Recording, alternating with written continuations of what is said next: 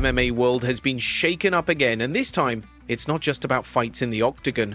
Behind the scenes, tempers are flaring, titles are being taken, and unexpected truths are being revealed. Let's start with the chaos surrounding Islam Makhachev and Jon Jones. Islam's coach, Javier Mendez, just dropped a bombshell. Islam didn't voluntarily give up his lightweight belt. He was stripped. He made it clear he wanted to defend it, stay active, and keep the title, but the UFC ignored him and took the belt anyway. It wasn't a retirement or a break, it was just taken, plain and simple. Now the spotlight shifts to Jon Jones. UFC President Dana White recently gave Jon just 2 weeks to make a decision about his fighting future. Javier Mendez believes Dana means business, but he also thinks the UFC isn't done with Jones yet. But, according to him, the UFC only strips champions when they're completely fed up. And right now, they're still waiting, still giving Jon space. They haven't hit that point of no return yet. Meanwhile, Tom Aspinall has stepped up in a major way.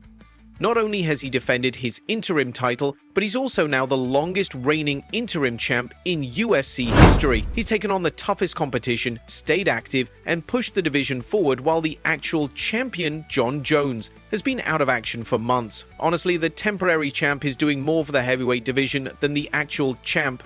That says a lot about how confusing and frustrating this situation has become. Dana's very, very fair. He's very fair. He's always been fair. He's a man of his word. So if he says something like that, that's probably going to be the case. You know, it's going to give him 2 weeks and that's it. Of all the years I've known him, I'm not his friend, but I know him, you know, and I've seen him pretty much stick to what he says, you know. And yeah, there's sometimes that things have changed, but that's because circumstances. Coach, make it make sense. They've done the same thing with Islam and Topuria, but they cannot force Jones to do anything. Well, Jones isn't going up to super heavyweight. No, I know, but like defend or leave. Well, I think because they did the same thing with Islam, defend or leave. I think that's what's going to happen. I don't know, what do you think? But you're thinking the same thing because you're saying that. I'm thinking the same thing. I think they're going to say defend or leave, you know, because we can't continue to have you keep, you know, holding us with the carrot. We need an answer for this. So yeah, but I don't think the UFC is at a point where they're fed up with it yet. Once they get fed up with it, they'll do it. Well, let's wait for 2 weeks because he said 2 weeks. So switching gears now to another dramatic story, this one involving Jiri Prochazka and Magomed Ankalaev. Magomed accused Jiri of ducking a title shot. According to him, when Alex Pereira wasn't ready for a rematch, the UFC offered the opportunity to Jiri and he said no. Now Jiri stepping forward to confirm that he did turn down the fight, but not because he was scared. Jiri said straight up that his #1 priority at the moment is finishing his university exam. Becoming a UFC champion is still his dream, but right now, school comes first. That takes guts, putting education ahead of glory, knowing the world will have opinions. And Jiri didn't hold back when he clapped back at Magomed either. He called out his trash talk and said that kind of arrogance will be his downfall. Jiri just came off a huge win, a TKO over Jamahal Hill, and looked sharper than ever. His movement, speed and timing were on point, showing everyone that he's not just a wild warrior anymore, he's evolving. He's smarter, more precise, and tougher to beat. He even admitted he's learned from his past, like keeping his hands up instead of dropping them during fights. That's growth. That's danger for anyone in the division. Look, I'm studying like this university like for right now 3 years. This magister, everything is settled, everything is good. I'm after the fight. It's a little bit time, so right now I'm focused for this target. What is right now? What is right now most important? The priority. And right now is that school. So whatever can happen, fights or whatever. This is on my first place. To win the title fight. To win the fights. But right now it's open, and I'm already preparing for that. So that's why he's a big mouth and he's a big mouth guy. He will put himself down by himself just by this nonsense talking. What does that timeline look like for your next fight? August. My manager is trying to still keep negotiate this fight with Ankalaev. Now let's talk about the most shocking moment of the week: Khamzat Chimaev getting submitted in training. During a press conference, a reporter asked Chimaev if anyone had ever done to him what he did to Robert Whittaker. At first, Khamzat laughed it off, staying vague and trying not to get into details, but the reporter pushed back, and eventually Chimaev gave in. He pointed to the man sitting right next to him, ACA welterweight champion Abubakar Vagaev, and said he was the one who submitted him during training, the room went quiet. This was unexpected.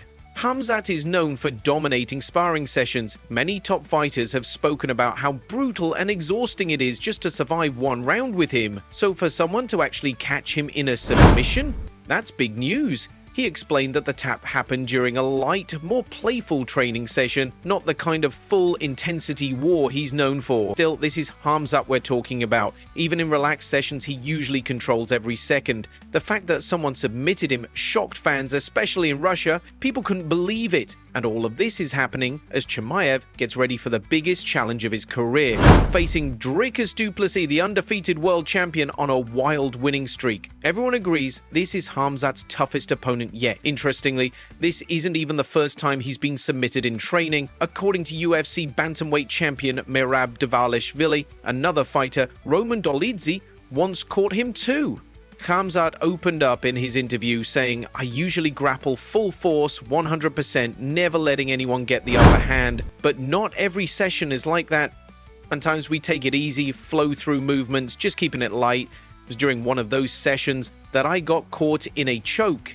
I didn't want to say who did it at first, didn't want to boost his ego too much, but yeah, it was the guy next to me." When talking about his fight with Robert Whittaker, Khamzat clarified, "I wasn't trying to seriously hurt him, I went for the choke, not damage." Usually, when the jaw gets that kind of pressure, fighters turn their heads and expose their neck. Rob didn't react fast enough and the choke hit before the neck was even open. That's how precise and dangerous Chimaev can be. Now let's bring things back to Jon Jones. He's just shared a major update on where he stands with fighting, and honestly, it sounds like he's leaning toward retirement, even if he's not using the word. Jones was candid. He said he doesn't want to call it retirement because fighting is in his blood. But at this point in life, he's just not excited about fighting anymore. He's done it at the top level for so long, and right now the passion isn't there. He said if the hunger comes back, he'll return and give it everything. But that's a big if. Jon has been sending mixed messages for months. One day he's teasing a comeback and saying the UFC is working on something with Aspinall. The next day he's talking like he's already left the sport behind. At this point, nobody really knows where his head is at. Not even him, probably. The fans are confused, fighters are waiting, and the division is stuck. The uncertainty around Jon's future is holding things back, and the UFC seems to be losing patience. Is Jon Jones retired? Is he fighting again? I don't want to say that I'm retired because fighting's in my blood. Right now, I could really care less about fighting. I've been doing it my whole life at a very high level. And when the itch comes back, and if it comes back, then I'll do it with my whole heart. I'll do it to the best of my abilities. But right now, I look around and I realize what's true, what's real. I see the way people look at me and the way I make people feel. And it's an extraordinary thing. That's who I am right now. I've punched and kicked enough people. So what do we make of all this? Islam Makhachev got stripped of his title, even though he didn't want to give it up. Tom Aspinall is doing everything right and still waiting for clarity. Jiri Prochazka chose his education over a title fight. And Khamzat Chimaev, the man who crushes everyone in training, just admitted he got tapped out. And Jon Jones? He might be done for good, or maybe not. Nobody really knows. One thing is for sure, MMA is more unpredictable than ever. Titles don't mean what they used to. Champions are being replaced, sidelined, or ignoring their responsibilities. Meanwhile, hungry new fighters are stepping up, making names for themselves and pushing legends out of the spotlight. Whether it's someone like Khamzat revealing a rare moment of vulnerability, or Jiri showing discipline outside the cage, or Aspinall proving his worth fight after fight, it's clear the new generation isn't just here to play, they're here to take over.